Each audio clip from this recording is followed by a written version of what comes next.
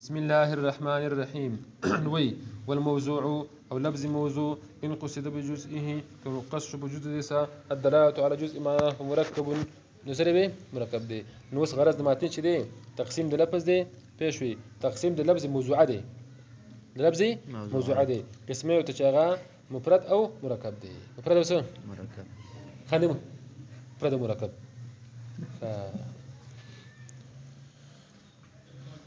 نقول وجد حسر نقول دا لفظ بخايني يابا بجوز د لفظ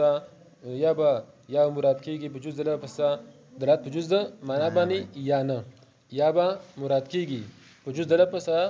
دلالت بجوز د معنا مقصود باندې وو معنا مقصود باندې یا نه نو کوم مراد کیدو دا مرکب شو کنه مراد کیدو دا به دا دا څه و يابا د څه رقم شویل یا بجوز د لفظ بجوز د معنا مقصود بجوز د معنا مقصود باندې دلالت کوي یا به نه کوي نو کله ته کاوه نه کاوه د مفرد شو او کاوي مرکب نه مرکب شو نګوره مرکب چې دی کنه مرکب دا په څور جزء څور په څور د غسم متحقق کیږي یو دا ګوره چې لفظ لپاره جزئي بل لا چې معنا لپاره جزئي دریم چې جزء لفظ دار په جزء معنا باندې او څورم دا ګوره چې دلالت مراد هم وکړه چې دلالت سوي مراد هم مرکب څه خیده شو ګوره آسان چې لفظ لپاره جزء می او د معنا لپاره جزئي معنا لپاره جزئي دریم دا جزء لفظ دار څه باندې جزء معنا باندې او څورم دا چې دلالت مراد هم وکړه بل چې معنا مراد مقصود هم وي او اوس ګوره اوس مفرد چې ګوره چې کله دا قید یو قید ختميږي مفرد برازي اوس ګوره چې لفظ لپاره جزء نه ام مرکب مفرد شو لفظ لپاره جزء نه هغه مفرد نه مفرد شو چې معنا لپاره جزء نه مفرد شو ٹھیک شو لفظ لپاره جزئي معنا لپاره جزئي خو جزء لپاره نه جزء ده معنا به مفرد دی دغه درې باندې کې مثلا خدا دلالت مراد نه مقصود نه به څه دی مفرد دی کزين ته خبر نه راځي ګوره اوس مثال چې بالکل لفظ لپاره جزء نه پښوی لکه حمزه استفهام شو حمزه ده استفهام ګوره اتذربوا اتاكلوا نو هدي په لفظ لپاره جزء نشته معنا کې نشته بس پښوی دا بالکل دا هغه مفرد دی چې دې کې لفظ لپاره جزء نشته نو دا مفرد شو اوس ګوره چې لفظ جزئي خو د معنا جزء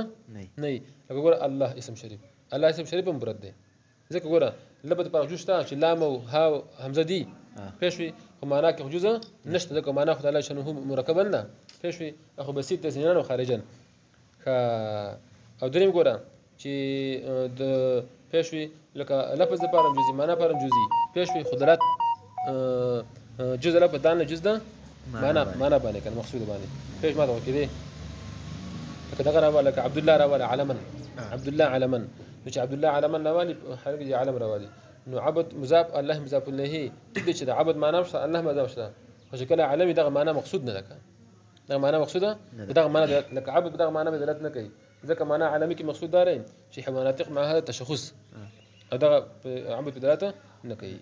اڅورم دا ګوره چې جزء معنا پښوی یو خلک مطلب دغه دلالت مقصود نه دلالت نه مقصود نه پښوی لکه حیواناتیق علما پښوی چې حیواناتیق سره پر نوم کی سره پر ځکه نوم کی لکه حیواناتیق لکه دغه سلیم نوم حیواناتیق دی پښوی خو دغه په نوم ګرځول دی دغه اگر که جزء نشته خو دغه دلالت مقصود نه دی والموضوع اي اللفظ المشارح ته وګوره چې متن کې ګول موضوع صفته تقاضا موصوب کې يعني اي اللفظ الموضوع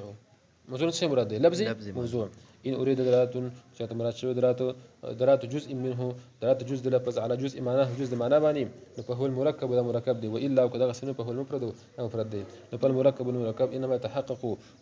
بامور اربع وسع الاول ان يكون اللفظ جزء اللفظ لپاره جزئي والثاني يكون معناه جزء چې معنا پرمزوي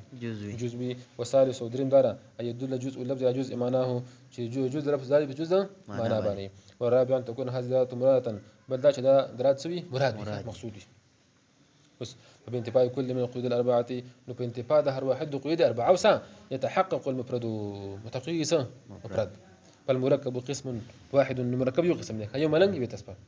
وللمفرد أقسام أربع المفرد بالأقسام أربعة دي أقسام أربعة الأول دا يقول جمال جزء لللبز جزء لبز بارا جزء نحو ګوره نحو همزه الاستفهام لکه همزه الاستفهام شو پېښوي والثاني ما لا جزء لمعناه چې معنا پر جزء نه نحو ګوره نحو لفظ الله يعني مطلب كلمه جلال هو الثالث ما لا دلالة جزء لفظه على جزء معناه چې دلالت نه په جزء معنا لفظ په جزء معنا باندې كزيد لك زيد شو عبد الله على من شو زيد مرغه شو عبد الله على من والرابع ما يدل جزء لفظه على جزء معناه چې دلالت کوي جزء لفظ جزء معنا باندې ولكن دلالته غير مقصوده لكن دلالت مقصود نه ښه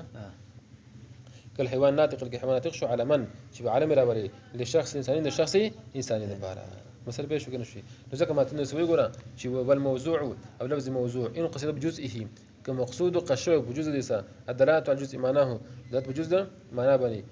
پېښ په مرکب د مرکب دی پېښ به مرکب چې دینو والا التبديل عشر والا اكونو قشوي من بفرد سنه مفرد دي بمتن کې